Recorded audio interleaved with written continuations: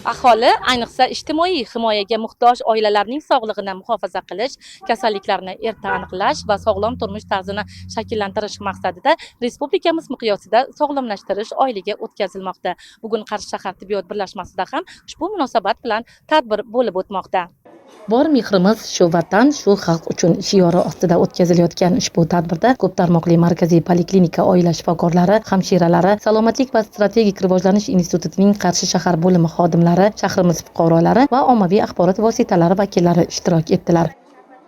Bu oyda hamma shu kasallikka muhtoj, operatsiyaga muhtoj bo'lgan bemorlarni tibbiy ko'rikdan o'tkazib davolash rejalarini tuzib olishimiz kerak. Hamma birgalashib Qarshi shahar tibbiyot birlashmasi va uni tasarrufidagi poliklinikalarda kunlik shu aholiga tibbiy ko'rik o'tkazish patronajlarimiz har kunlik 100 tadan xonadonni borib tibbiy ko'rikdan o'tkazib kelishyapti.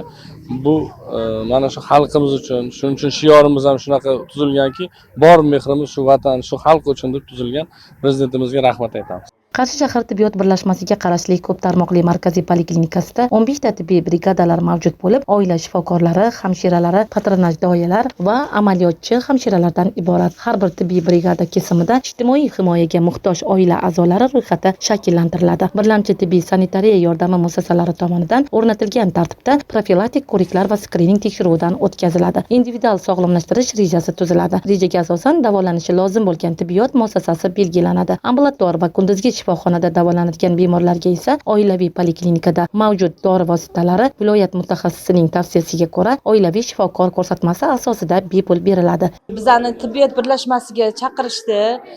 Bepul bu yerda tibbiy ko'riklardan o'tdik, bepul dori-darmonlar tarqatyapti. Muhtaram prezidentimizga katta rahmat. Mana shuncha sharoitlar yaratib beryaptilar. Mana patronaj hamshiralarimiz uydan xabar olyapti, bepul dori-darmonlar beryapti.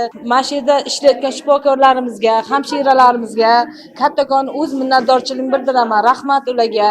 Tadbir qatnashchilariga to'g'ri ovqatlanish, jismoniy faollik, sog'lom turmush tarzining inson salomatligiga ijobiy ta'siri haqida ham tushunchalar berildi. Oila hamshiralari tomonidan foydali va vitaminga boy salatlar tayyorlab ko'rsatildi. Sog'lom turmush tarziga oid tarqatma materiallar tarqatildi. Yangi O'zbekiston deganda har bir fuqarosi uchun g'amxo'rlik qiladigan ochiq va adolatli jamiyat tushuniladi. Davlatimiz rahbarining ushbu so'zlari asosida yurtimizda amalga oshirilayotgan bunday islohotlar inson manfaatlari, inson qadri hamma narsadan ustun ekanligining amaldagi ifodasidir.